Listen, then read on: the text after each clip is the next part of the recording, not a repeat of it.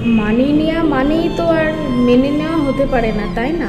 মানিয়ে নেওয়া আর মেনে নেওয়া এই দুটোর মধ্যে একটা বড় পার্থক্য রয়েছে।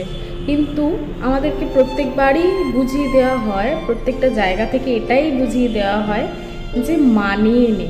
আদপেও এই মানিয়ে নেওয়া আর মেনে নেওয়ার যে বিষয়টা কি, তারা কি সেটা বোঝে না, নাকি বুঝেও সেটা শুধু মানিয়ে নেওয়াটার উপর দিয়ে এই কথাটার মাধ্যমে বিষয়টাকে স্টপ করে দিতে চায়?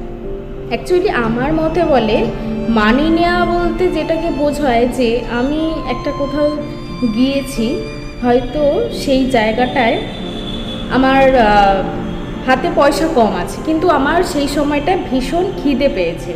তো আমার কতটা পয়সা রয়েছে সেই অনুযায়ী তো আমি খাবারটা খাবো। হতে পারে যে আমি অনেক দামি খাবার খেয়ে অভ্যস্ত, বা দামি খাবার খেতে ভালোবাসি, বা দামি জায়গায় খেতে ভালোবাসি, কিন্তু আমার যেই সময়টায় আমার কাছে পয়সাটা কম আছে সেই সময়টায় যদি সেই দিকটা বিচার করে আমি যদি অল্প কিছু সাধ্যের মধ্যে সেই বিষয়টা মিটমাট করে নিতে পারি, দ্যাটস কল আই মিন মানিয়ে নেওয়া।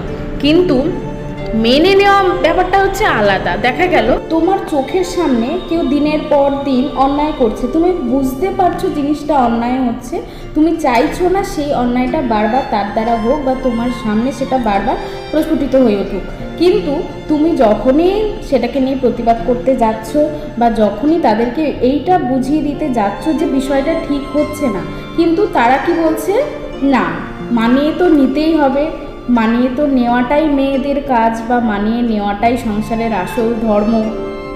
এটা কি, এটাকে কি মানিয়ে নেওয়া বলে, না এটাকে মেনে নেওয়া বলে? আমার মতে তো বলে এটাকে মেনে নেওয়া হচ্ছে।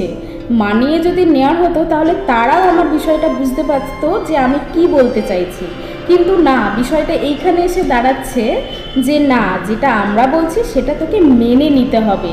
তো এটাকে মেনে নেওয়াই বলুন না, এটাকে মানিয়ে নেওয়া বলবেন না কখনো, তাই না?